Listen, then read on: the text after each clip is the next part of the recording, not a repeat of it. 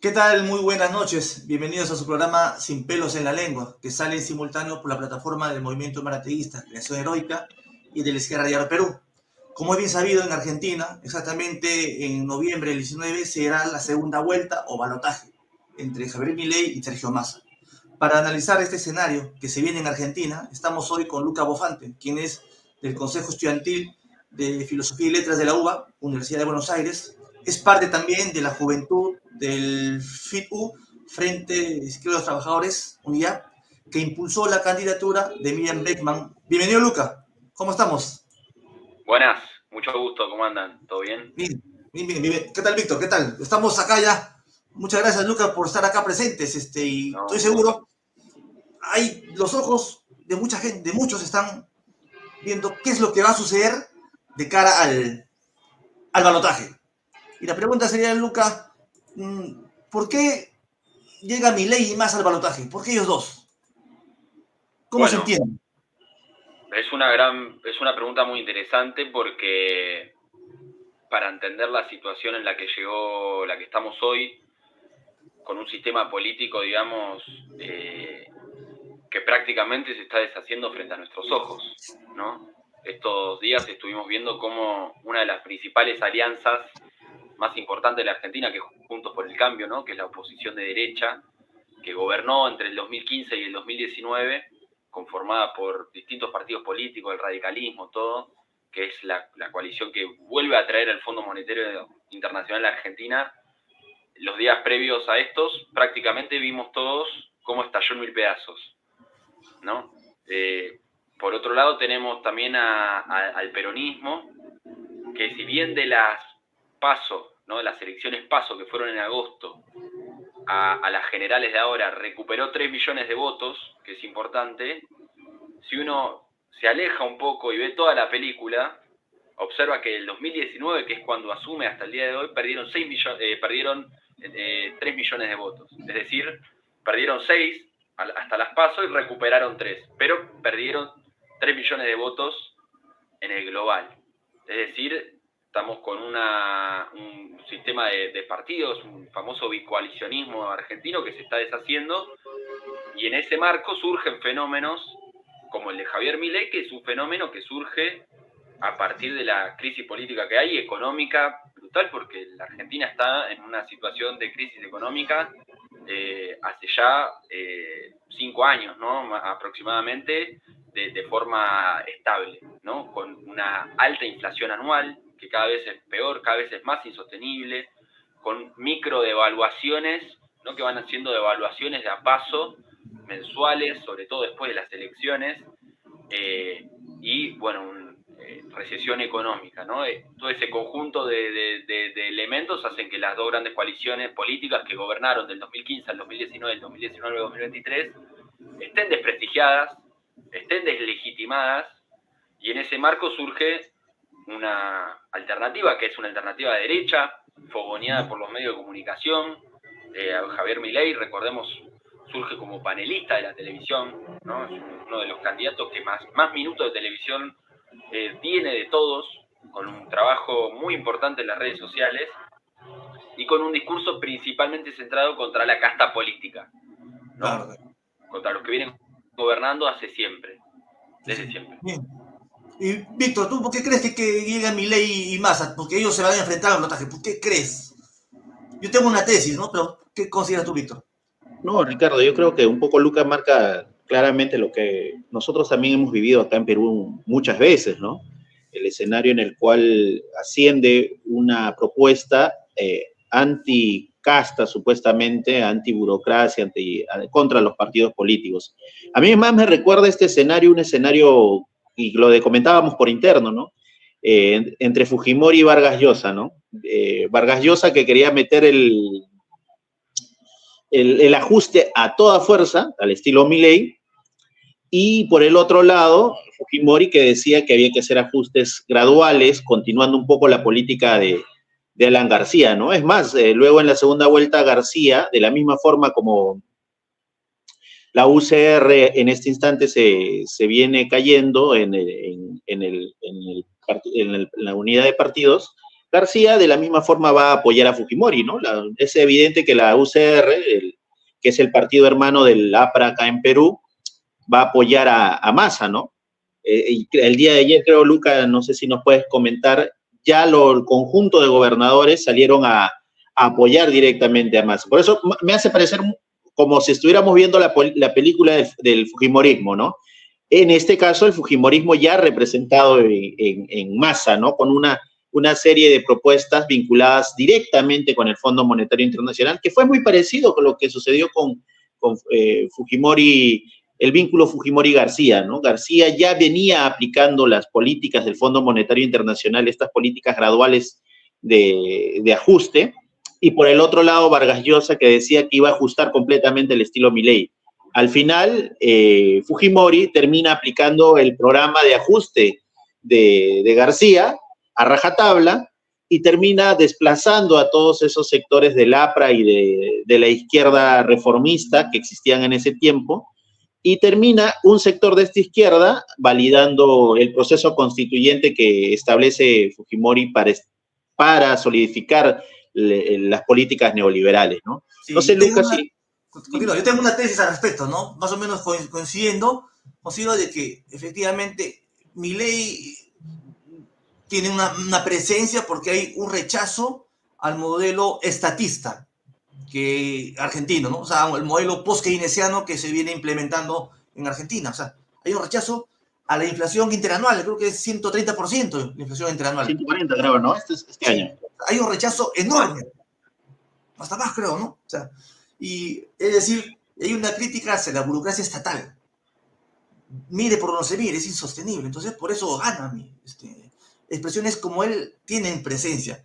Además, como bien sabido, pues, que la política del kirchnerismo durante este tiempo ha sido mantener la demanda, solventar la demanda en base a emisión de billetes, ¿no? Entonces, esa es la política post-keynesiana que ha hecho agua y que ha producido que el salario se haya caído, que los salarios no lleguen a fin de mes, que el trabajo precarizado haya aumentado, que la pobreza también, tengo entendido que ha aumentado el índice de pobreza, que la salud se viene deteriorando, ¿ya? Y la visión extractivista continúa. Hay un rechazo a ese modelo. Ahora, por otro lado, ¿qué sucede con Massa? Creo que también hay cierto adormecimiento de las masas, ¿no? La izquierda en general, el 90%, tras la caída del muro de Berlín, es una izquierda que no es anticapitalista, es conciliadora, que plantea políticas de frente popular, de conciliación con la burguesía, y que consideran de que es posible una sociedad distinta dentro del capitalismo, o sea, simplemente con mayor programas sociales. Y ese modelo de izquierda y de gobierno está haciendo agua, que llega ahí, ¿no? Entonces, esto es, creo que en mi opinión, ¿no? Se enfrenta... Ricardo, para Luca, ¿no? Luca, acá en Perú consideran al peronismo de izquierda. Correcto. Consideran que el peronismo es la izquierda en Argentina. Y no diferencian que el peronismo tuvo muchos vínculos con Franco de España, que incluso Perón viajaba constantemente para allá, y que consideraba a la clase obrera no como la cabeza, como bien Bregman lo retrata en los debates, ¿no? Sino como la columna vertebral de una conciliación de clases en las cuales pueda ser el motor de un avance del desarrollo en Argentina, ¿no? Entonces, yo quisiera un poco que tal vez, Luca, nos comentes ¿y por qué consideras que fracasa el kirchnerismo y por lo tanto Massa? Porque Massa en el debate, luego de haber ganado el día domingo, no habló nada de Cristina Kirchner. El famoso Grabois, personaje que había postulado, tampoco fue tomado en cuenta en el discurso, ni mucho menos su programa. Entregó su programa y se fue. Y, o sea, ¿por qué consideras que empieza a disminuir esta cantidad de votos? Porque acá la izquierda reformista cree que ha sido una gran ganancia y que esto se sostiene en la politización del peronismo. Pero más el día domingo no habló nada de Perón, no habló nada de ninguno de los referentes más importantes que tiene el kirchnerismo. ¿Por qué tú consideras que empieza se puede decir, esta ruptura? Porque incluso hablan de que empieza el proceso de Massa, ¿no? Y el propio Milei al día de ayer escuchaba que hablaba de que si es que continúa Massa rompe y empieza a haber otro proceso más vinculado a los sectores que articula Massa, ¿no? Con la Reta, con la Unión Cívica Radical y otros, ¿no? Sí, yo creo que para responder esta pregunta es importante partir de entender un poco qué es el peronismo, ¿no? Como decían antes, que es un movimiento que tiene una gran capacidad de adaptarse a distintas coyunturas y distintos momentos. Sin ir más lejos, el peronismo, de la mano de Carlos Menem, ¿no? Que es nuestro Fujimori argentino, claro, nuestro Fujimori argentino, el gobierno de Carlos Saúl Menem, peronista, fue el que se encargó de llevar a cabo los planes neoliberales en la Argentina, ¿no? Estamos hablando de la privatización de absolutamente todos los servicios públicos, del aumento de la desocupación, ¿no? En ese momento en la Argentina entró en la convertibilidad de su moneda, en el 1 a 1 entre el peso argentino y el dólar. Bueno, el peronismo es eso, ¿no? Pero también, bueno, después de la crisis del 2001, ¿no? De la jornada de diciembre, el 19 y 20 de diciembre del 2001, que terminan echando al presidente de la Rúa cuando estalla la crisis social, surge en el año 2003 esta alternativa, ¿no? De la mano de los Kirchner, de Néstor Kirchner en su primer mandato, que post-rebelión del 2001, bueno, se apoyó en un discurso que nosotros podríamos denominar como más reformista, de ampliación de derechos, de discurso estatalista, como decía antes Ricardo. El problema es que ese discurso estatalista que tuvo durante una década se chocó con la realidad. Entonces hoy tenemos un gobierno que tuvo durante 4 años un discurso estatalista, pero en los hechos no había nada de eso, ¿no? O sea, no había tal estado de bienestar, no había tales mejoras en la salud pública, al contrario, había un desguazamiento producto de la falta de presupuesto para pagarle al Fondo Monetario Internacional, que se ve en todos los planos de los servicios públicos, en la educación, en la salud, en el transporte. Entonces tenemos la combinación de un discurso estatalista, pero sin políticas estatalistas. Entonces, eso cae de Maduro y le abre lugar a un discurso como el de Javier Milei, que bueno, ¿no? Justamente plantea que lo público funciona mal y que por eso hay que privatizarlo, ¿no? Que es una de las máximas del neoliberalismo. Ahora, es cierto que Massa no representa, digamos, podríamos decir, la esencia del kirchnerismo, ¿no? Él fue un candidato que, para que todos tengamos en cuenta, en el 2013 dividió al peronismo, ¿no? En las elecciones. En el 2015 también fue por separado, ¿no? Representando un ala más de derecha dentro del peronismo, ¿no? Él hablaba, sin ir más lejos, en el año 2015 de volver a llevar a las Fuerzas Armadas a los barrios populares para controlar el narcotráfico. Que eso en la Argentina, ustedes sabrán la historia que hay con las Fuerzas Armadas, el repudio que hay. Bueno, en el año 2015 ese fue un intento de volver a legitimar a las Fuerzas Armadas en ese momento. Es un hombre que tiene estrechas relaciones con la embajada norteamericana, que viajó con Mauricio Macri, la anterior presidenta, a Davos, ¿no? El Congreso de Empresarios Internacional. Es un propio candidato que el seno duro del kirchnerismo lo acusaba de ser funcional a los intereses de Estados Unidos, lo acusaba de panqueque a Massa. Sin embargo, el proyecto kirchnerista se muestra que ese ciclo que empezó en el 2003, esto es una opinión personal, que ese ciclo que empezó en el 2003, ¿no? Con un peronismo, podríamos decir, como un partido más reformista, de contención, ¿no? Un partido de contención y de desvío de lo que fue ese movimiento del 2001, está llegando a su fin, o por lo menos entró en una grave crisis. Y ahora estamos entrando en otro tipo de peronismo, que hay que ver las características que tiene, que está plagado de contradicciones, porque, repito, esta es la primera vez en la historia que un candidato peronista, de todo el peronismo unificado, con el apoyo de los gobernadores, como decían antes, saca solo el 36% de los votos. Es muy poco. Es muy poca cantidad de votos para un candidato que nuclea todo el peronismo, a todo el aparato de los gobernadores y con un discurso del miedo tan fuerte, porque lo que hay enfrente dice que hay que privatizar la salud, la educación y hubo un voto en defensa en ese sentido. Entonces, hay que ver cómo se desarrolla, pero sin ninguna duda, si llega a ganar Massa, va a ser un gobierno con muchas contradicciones, por la crisis económica, por la situación política. El Congreso está dividido, ahora si quieren podemos charlarlo mejor, pero el Congreso está totalmente dividido y va a tener muchas contradicciones, y entre esas contradicciones va a estar cómo configura su relación con Cristina Fernández de Kirchner, con este movimiento que integra también la coalición gobernante, que es parte de lo que podríamos decir más la izquierda, entre comillas, más reformista que integra la coalición, que hay que ver cómo se reconfigura esa relación, que desde ya es muy contradictoria, ¿no? Y muy compleja, y ya generó tensiones durante la campaña electoral con la candidatura de Grabois. Sin embargo, esos sectores, al no tener una política independiente, siguen, bueno, ¿no?, habilitando que sigan avanzando en las expresiones de estas características. Luca, al final un poco que nos tocabas el tema Grabois. Grabois fue en cierta medida ese tapón que impidió que fuertes sectores que apoyaban al peronismo se terminen votando por el FIT, ¿no? En cierta medida, o sea, bueno, acá Grabois lo conocimos porque era uno de los visitantes asiduos a la estación de Vaticano durante los meses de enero y febrero, y bueno, no sé dónde habrán terminado todas sus relatorías, porque al final Dina Boluarte fue recibida hace poco por el que trabajaba él, ¿no? Porque supuestamente le mandaba informes al Papa, pero el Papa igual la recibió, ¿no? En fin, pero Grabois, ¿no consideras que es eso, es evitar que este malestar termine tirándose hacia la izquierda, y fue funcional en cierta medida a los intereses neoliberales y principalmente de Estados Unidos, ¿no? Absolutamente, sí.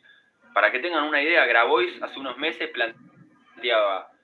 para aclarar a todos, Grabois disputó la interna con Massa, ¿correcto? Para aclarar a que nos sigue. Sí, claro. Por favor, Luca.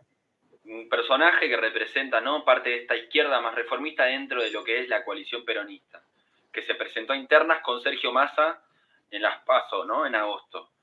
Que para que tengan una idea, él hace unos meses decía, hablándole a Cristina, decía: Cristina, ni en pedo vamos a llamar a votar al sinvergüenza de Massa. Decía hace unos meses.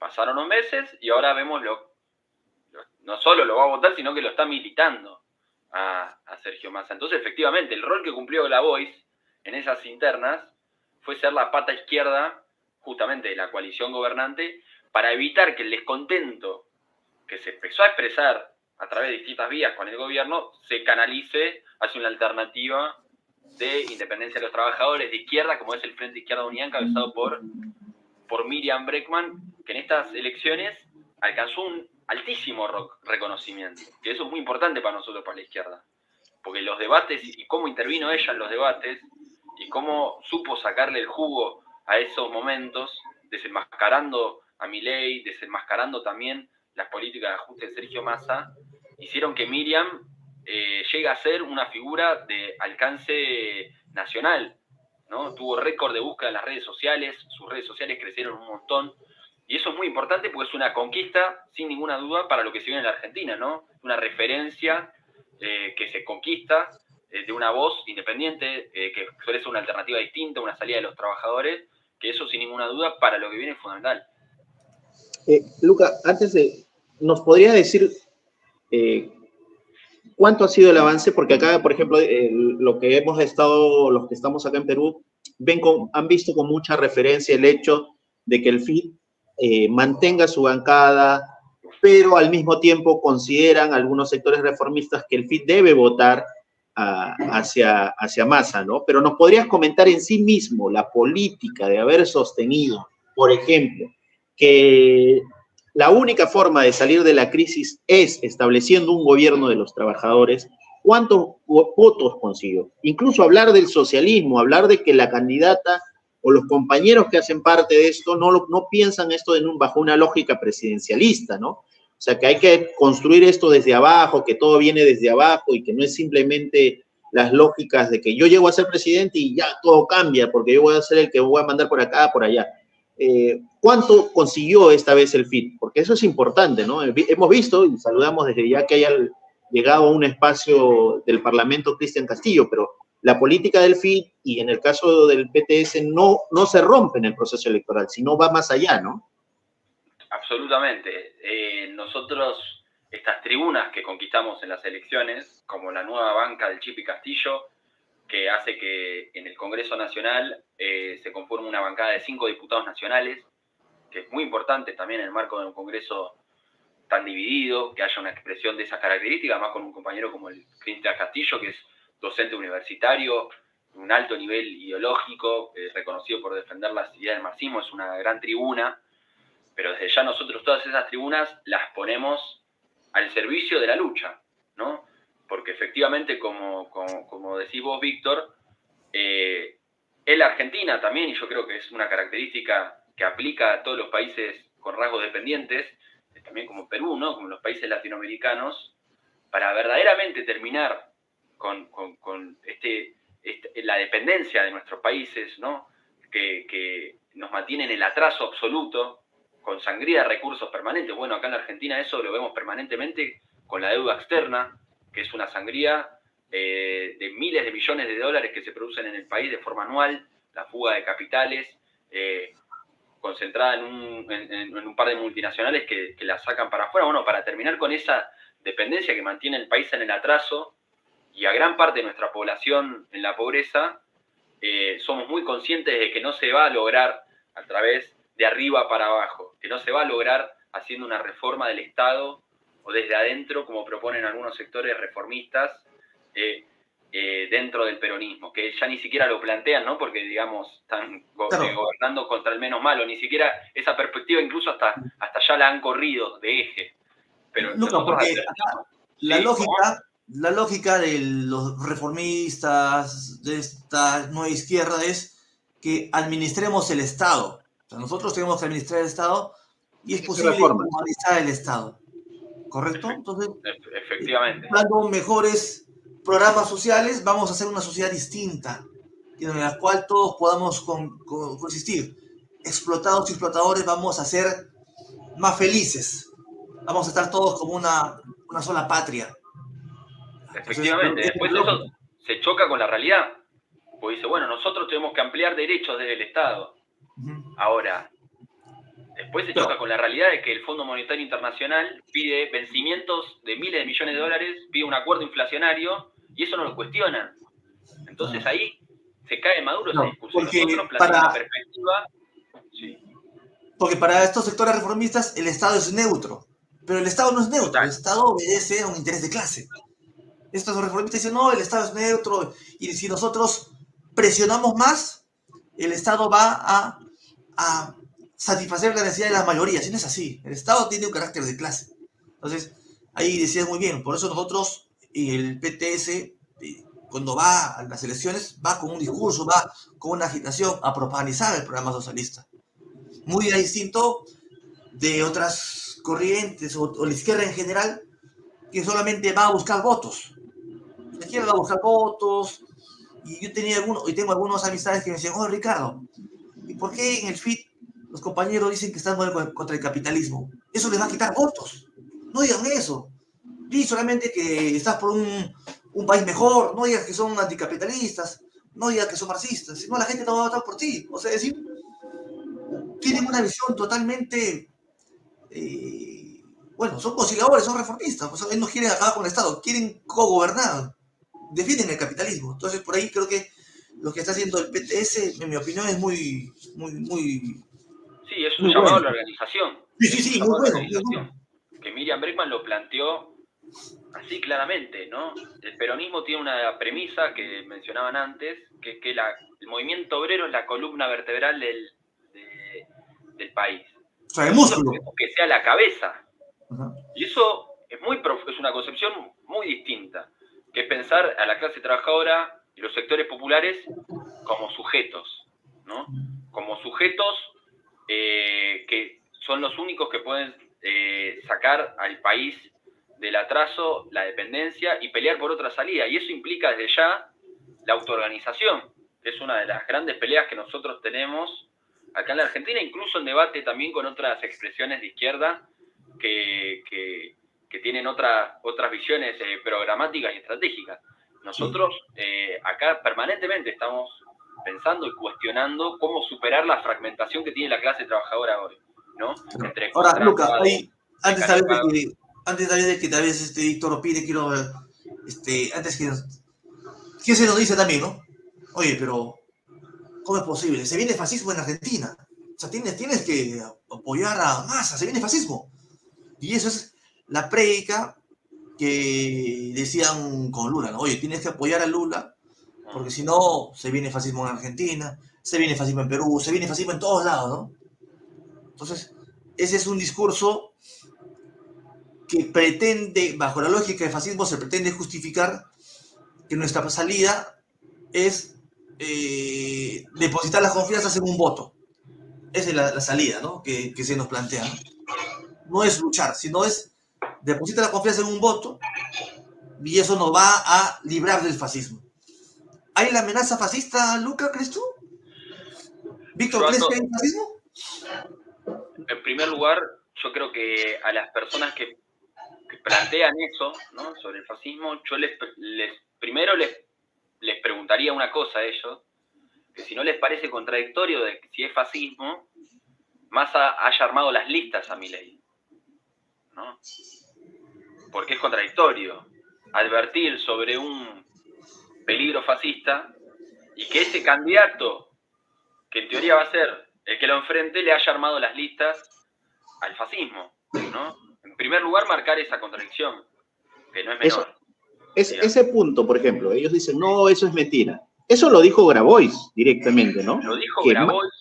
El candidato del peronismo en las internas lo dijo.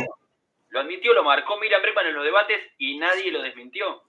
Entonces, a todos los compañeros que plantean eso, yo primero les haría esa pregunta, para ver qué responden. Claro, ¿sí? Si es fascismo, ¿por qué le armaste las listas? Efectivamente. ¿Y por qué para enfrentarlo hay que votar al que es responsable también, ¿no? En primer lugar, marcar esa contradicción. En segundo lugar, que para nosotros las palabras, las definiciones de este tipo, hay que tomarlas con mayor cuidado y con mayor precisión histórica. Porque incluso en la Argentina hay diferencias también a lo que fue el fenómeno de Brasil, ¿no? Con el bolsonarismo. Bueno, recordemos que Bolsonaro asume después de un impeachment a Dilma, después del asesinato también de Mariel Franco, unos meses antes de las elecciones, en el año 2018, donde había sectores incluso movilizados, ¿no? Que podríamos denominar como expresiones proto-fascistas, ¿no? En el caso de Brasil. En la Argentina no es esa la situación. Es decir, no se asemeja a fenómenos de derecha internacional como por ejemplo el bolsonarismo o Donald Trump, que tuvieron expresiones de movilización, ¿no? Aún. Puede cambiar, obviamente. Porque, Luca, un poco ellos marcan el hecho de que evidentemente a nivel internacional hay una movida de estos sectores, ¿no? Han venido creando muchos espacios para su debate, para la estructuración política de este pensamiento que ahora le llaman liberalismo, ¿no? Sí. Pero en sí mismo, sostener que esto es fascismo, me parece es repetir un copy y pega de lo que el estalinismo decía para poder estructurar los frentes populares, ¿no? Y que en cierta medida la población se está dando cuenta, me parece, de que eso no es así, porque esto no se va a definir simplemente en las elecciones. Luego de lo que viene es un proceso de ascenso social mayor, de disputa por tratar de establecer una serie una serie de agitaciones. Y en ese marco, a mí me preocupa mucho, y voy a ser sincero, que hay un sector de la izquierda que parece que no revisa los libros de historia, ¿no? Y presionan a diestra y siniestra a que el FIT trate de votar por masa y utilizan grotescamente algunas declaraciones, cortan partes de las declaraciones de Bregman o de algún otro referente del FIT para tratar de decir que van a apoyar a Massa. No sé si acá nos puedes aclarar este tema, ¿no? O sea, ¿por qué? Ya nos dijiste que no es fascismo. Escuchábamos a Chipi Castillo también, por los que pueden revisar en redes. El Chipi decía que hay sectores fascistoides y que posiblemente esto pueda ser una estrella fugaz,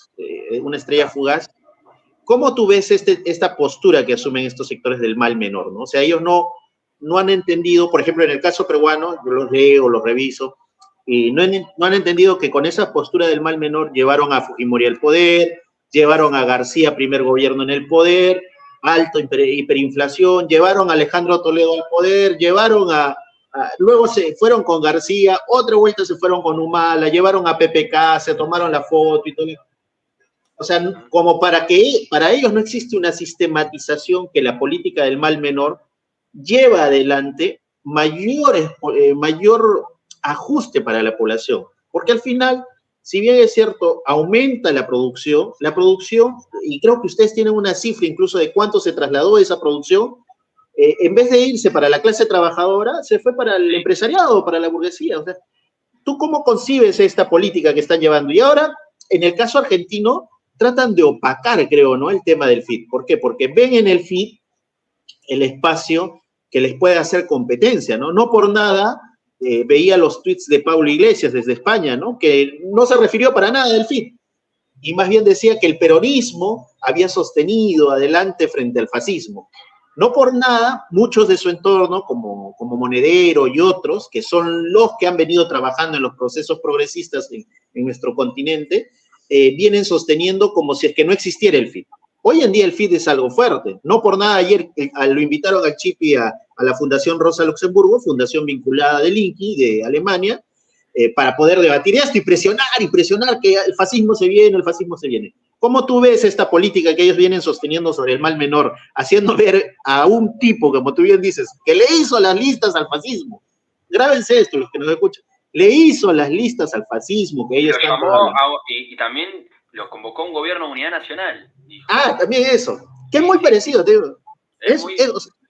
¿Nos puedes comentar cómo están llevando adelante esta política? Porque buscan por todos lados y ahí sí no menosprecian la votación que tiene el caudal político que tiene el FIT. Ahí sí no. Ahí sí buscan por todos lados tratar de presionar a que voten por Massa, porque también no la tiene segura, por lo que veo. ¿Me puedes explicar un poco cómo llevan adelante esta presión? Sí, en primer lugar es verdad, en la Argentina y hace mucho tiempo nada es seguro, ¿no? Porque antes de las elecciones los resultados parecían ser unos, en las PASO y fueron otros. Ahora en las generales los resultados parecían ser unos, que arrasaba Milei y fueron otros. Así que todo lo sólido se desvanece en el aire. Pero para responder a esa pregunta, para mí es importante, para los que nos estén viendo, precisar un poco la caracterización también de lo que es Milei, ¿no? Para también marcar un aspecto que es importante. Dos. En primer lugar, que es cierto que el regreso de la democracia en la Argentina, ¿no?, de 1983, cuando vuelve la democracia, la expresión política de Javier Milei es una de las expresiones que más intenciones tuvo, más volvió a querer instalar un discurso negacionista respecto a la última dictadura militar, ¿no? Queriendo legitimar el rol de las Fuerzas Armadas. Eso lo hace de la mano de su candidata a vicepresidenta, que es Victoria Villarruel, ¿no?, hija de militares. Eso es un elemento importante también para entender que es una expresión efectivamente de derecha. Eso por un lado. Por eso nosotros también lo que estamos diciendo públicamente es que entendemos, ¿no?, a la gente que no quiere que hagan una expresión de esas características, ¿no? En primer lugar. En segundo lugar, es importante ver también cómo el discurso de Javier Milei, de que terminaron las elecciones del último domingo hasta hoy, fue cambiando, ¿no? Ahora Milei dice que no quiere privatizar la educación pública, que no quiere privatizar la salud, bueno... Que hay que incorporar a la izquierda al gobierno, también ha dicho. Claro. Entonces, también habla un poco de la relación de fuerzas gatito actuales. mimoso. Milei es el gatito gatito mimoso. Total que eso se popularizó enormemente, esa expresión. Entonces, Sí. él ya mismo, sus medidas más antipopulares, las están empezando a revisar, ¿no? Lo cual también es un homenaje a la relación de fuerzas, eso, Sí. podríamos decir, de actual. Ahora, por la pregunta que haces tú, Víctor, sobre el malmenorismo, efectivamente, lo que hace hoy en día el peronismo es totalmente cínico. Es cínico porque ofrecen dos alternativas, ¿no? Una es el terror de una variante política, que es la de Javier Milei, que propone privatizar, que propone aumentar la precarización laboral, que propone eso, la libertad para los empresarios para que hagan lo que quieran, destruyendo el medio ambiente, ¿no? Proponiendo reemplazar la educación sexual en los colegios por pornografía. Bueno, tiene esas expresiones. Entonces el peronismo pone eso, por eso nosotros decimos que la mejor campaña de Sergio Massa es lo que dicen los liberales, Claro. ¿no? Porque la verdad es que le vienen haciendo la campaña a Massa. Uno escucha hablar a Milei y le hace la campaña a Massa. Luca, por ejemplo, la burguesía representada en el peronismo y el reformismo, obviamente que nos van a mentir. O sea, ellos no te van a decir la verdad. Y ellos están ahí en base a la mentira, en base a decir, banquen por nosotros, que nosotros vamos desde el Estado, vamos a pelear, ¿no? Esa es la lógica. Y considero algo antes que se me vaya, que el fenómeno Milei no puede ser explicado solo desde lo que sucede en Argentina, sino desde la generalidad, desde la particularidad, sino de la generalidad. A nivel mundial hay un ascenso de expresiones por la derecha, y no es desde ahora, hay hace varias décadas ya un ascenso. Y clara muestra de ellos lo que pasa en Europa, ¿no? En Hungría el primer ministro es de una posición de derecha, en Grecia el fenómeno Syriza produjo de que crezca una derecha más fuerte. Igual manera en Polonia con el primer ministro, en Italia con Meloni, en República Checa también con los primer ministros, en Chipre, Eslovaquia, Estonia, es decir, en países de la ex-URSS, o lo que antes era la ex-URSS, producto pues de que cayeron estos regímenes burocráticos, donde la clase trabajadora de esos países era agobiada por estas burocracias, han surgido expresiones muy a la derecha, ¿ya? Que tienen una rabia, una cólera hacia estos regímenes. Y también porque la socialdemocracia que llegó a los gobiernos tras la caída del muro de Berlín ha venido implementando las políticas tradicionales, capitalistas, del Banco Mundial, neoliberales. Y acá en esta parte del continente, un fracaso, en mi opinión, es lo del famoso socialismo del siglo XXI, ¿no? ¿Qué socialismo del siglo XXI va a ser el chavismo cuando hay millones de compañeros venezolanos que están huyendo, ¿no? ¿Qué clase de socialismo es ese? Con razón, pues, si la gente dice, oye, si ese es socialismo, yo no quiero ser socialista. Entonces, claro, ese fenómeno de Milei y la crisis del progresismo está abonando para que surjan expresiones por la derecha. Y creo que ahí una salida, la que se da, es que tenemos que marcar una posición y diferenciar y agitar un programa socialista que lo viene haciendo el PTS, viene esclareciendo, viene diciendo de que nuestro eje no es cogobernar con la burguesía, nuestro eje es cambiar el sistema. Yo no quiero cambiar el modelo económico, quiero cambiar el sistema. Entonces ahí creo que es muy positivo. Sí, y te agrego una cosa, también ligándolo a lo que decía Víctor, porque nosotros de la izquierda, para plantear esos aspectos que planteás vos, tenemos que desenmascarar al progresismo que justamente está utilizando estos fenómenos como una herramienta para la parálisis del movimiento obrero y los sectores populares. Porque el peronismo, ¿no?, lo que propone es eso, la parálisis o el miedo, ¿no? No hay otra alternativa. Es o adaptarse a que haya devaluaciones mensuales, una crisis, una lenta degradación de nuestras condiciones de vida año tras año, donde cada vez vamos perdiendo más derechos, donde cada vez es más difícil pagar un alquiler, donde cada vez es más difícil llegar a fin de mes. Porque si no, lo que viene es la derecha, la extrema derecha, ¿no?, el fascismo. Entonces, se utiliza eso para ir llevando a cabo planes de ajuste como pide el Fondo Monetario Internacional, y nosotros desde ahí de la izquierda tenemos el deber de patear el tablero en términos de agenda y plantear otra cosa. Nosotros no queremos discutir todo el tiempo lo menos malo, ¿no? Porque si lo menos malo hoy, después mañana es peor. Y así vamos aumentando en el grado de lo que es más malo. Y lo que nunca se discute es cómo mejorar las condiciones de vida de los trabajadores y los sectores populares que vienen atravesando una crisis hace ya 5 años. Claro. Entonces nosotros de la izquierda queremos plantear justamente cómo invertimos la prioridad de la economía y cómo ponemos una agenda distinta a la que quieren imponer todos los partidos del régimen. Nosotros no queremos discutir si hay que tener 30% de pobreza o 40%. Nosotros no queremos que haya pobreza. No. Y estamos en contra de que haya un sector de la población, un grupo reducido de personas que viaja en yates, como por ejemplo saltó hace poco en un escándalo con Martín Insaurralde, un candidato del peronismo, que salieron a la luz que viajaba en yate con cientos de miles de dólares, mientras acá en la Argentina estamos hablando de que hay una pobreza en la provincia de Buenos Aires del 56%. Entonces nosotros la izquierda queremos salir de ese laberinto discursivo, esa encrucijada la que nos propone el peronismo, de todo el tiempo estar discutiendo que si nos movilizamos, eso favorece a la derecha. Que sin ninguna duda, si gana Massa, eso van a empezar a decirlo. No hay que movilizarse porque eso va a hacer que vuelva a la derecha.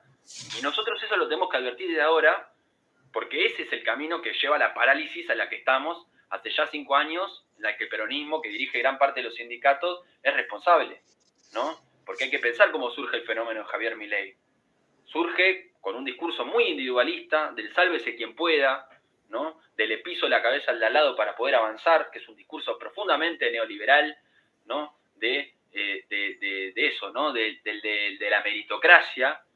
¿Y eso por qué se pudo hacer? Y se pudo hacer porque en gran parte los espacios colectivos de deliberación colectiva, de debate, estuvieron casi ausentes a lo largo de estos años, ¿no? Los sindicatos, los centros de estudiantes, estuvieron totalmente paralizados. Es decir, gran parte de los estudiantes, los trabajadores, los sectores populares no ven en sus organizaciones herramientas de cambio, ¿no? Ven burocracias atornilladas y no los ven como una perspectiva de salida colectiva, superadora.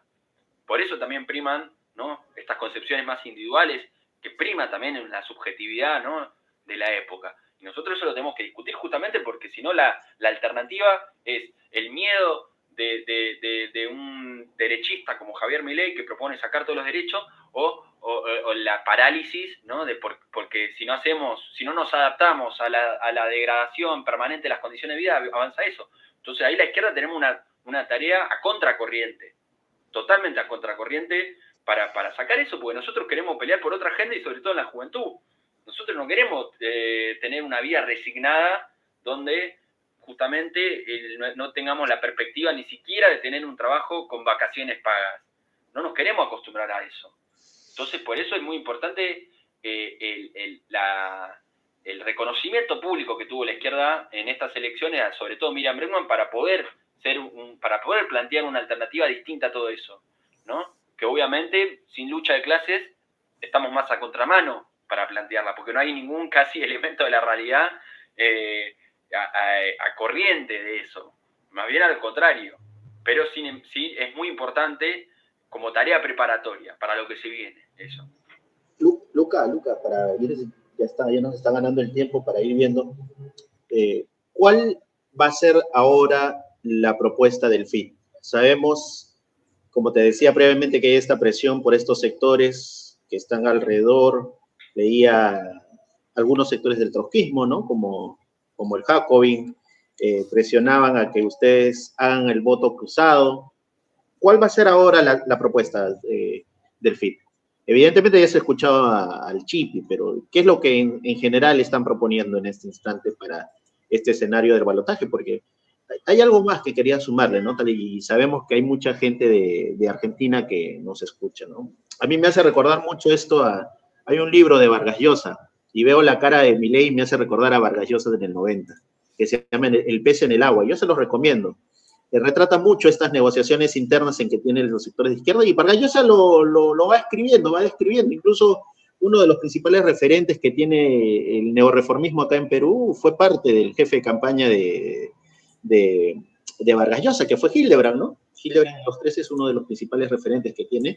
Entonces, ¿cómo están viendo este escenario? Porque desde fuera nosotros vemos que esto no acaba y ya hemos aprendido que esto no acaba en el proceso electoral. Luego de eso continúan las movilizaciones. Nos parece bien y vemos con muy buenos ojos yo de verdad durante este periodo de tiempo nunca había escuchado que por debajo se va a construir algo y empiezan a tejer todo un discurso. Elementos como la rotatividad en el frente de izquierda de las y los trabajadores, por ejemplo, que haya salido Cristian Castillo, pero al mismo tiempo hay otro dirigente del PO que vaya a asumir, o que haya salido Vanessa del ¿cómo se llama? Celeste, y al mismo tiempo la compañera Andrea vaya a asumir. O sea, esa lógica de rotatividad que no tienen los partidos reformistas y las distintas variantes estalinistas, eso no existe. Entonces, a muchos les descuadra, ¿no? Oye, ¿cómo es esto que hay rotatividad, que no hay un solo dirigente? Entonces, es un poco que los descuadra. En este escenario, ¿qué es lo que está proponiendo el FID? Evidentemente, lo lógico será las movilizaciones, pero directamente, ¿cómo ven esto? Porque, mira, así con sinceridad, sea quien sea, viene el ajuste.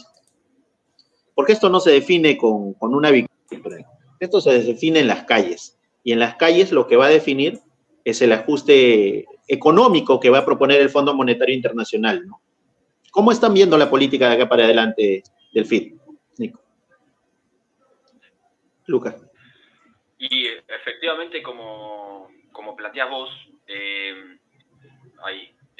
como planteás vos, para que tengan en cuenta también, si gana Sergio Massa, para que pueda alcanzar el quórum en la Cámara de Diputados, va a necesitar 21 diputados que hoy no tiene, ¿no? Si gana Milei, va a necesitar 91. Es decir, asuma quien asuma, la crisis orgánica que tiene la Argentina política es muy importante. Las dos grandes coaliciones están estalladas, están totalmente estalladas, el bicoalicionismo. Entonces, asuma quien asuma, va a tener grandes problemas de gobernabilidad, digamos, ¿no? En ese marco, bueno, las bancas conquistadas son importantes. Ahora, como bien decís vos, los vencimientos del FMI que se vienen para los próximos años, la diferencia cambiaria, ¿no?, que hay entre el dólar oficial y el no oficial va a obligar al próximo gobierno a hacer una devaluación. Entonces, efectivamente, lo que se viene es una mayor crisis económica, asuma quien asuma, porque hay que enfrentar eso, pagos impagables para la Argentina, y la única forma de que se pueda hacer eso es con devaluación, con tarifazos, ¿no?, el aumento de las tarifas de los servicios públicos, con mayor ajuste, ¿no? Y después tenemos un sector del empresariado que quiere aún flexibilizar aún más las condiciones laborales para que sea más rentable mantener sus empresas acá. Entonces, efectivamente, el panorama económico y político es muy complejo, y en ese sentido nuestra política desde el PTS es prepararnos para lo que se viene, ¿no? O sea, nosotros queremos aprovechar todo lo que pudimos conquistar durante esta campaña electoral, este reconocimiento público del que hablaba antes, ¿no? Que se exprese la simpatía de un montón de jóvenes con la izquierda. Queremos transformarlo a eso en organización. Ahora, queremos discutir en cada lugar de estudio, en cada lugar de trabajo, justamente cuáles son las formas para que nosotros ya empecemos a pensar en este aspecto, porque tanto Massa como Milei no van a hacer una salida favorable a la clase trabajadora. En ese sentido, nuestra política de cara de balotaje viene siendo clara, ¿no? Nosotros entendemos a los sectores que no quieren que gane una expresión de derecha como Milei, pero no compartimos que la forma sea con Massa, ¿no? Entonces, esa es la política que nosotros venimos discutiendo en el interior del PTS, que queremos someter a debate de todo el Frente Izquierda Unidad para salir con una declaración común.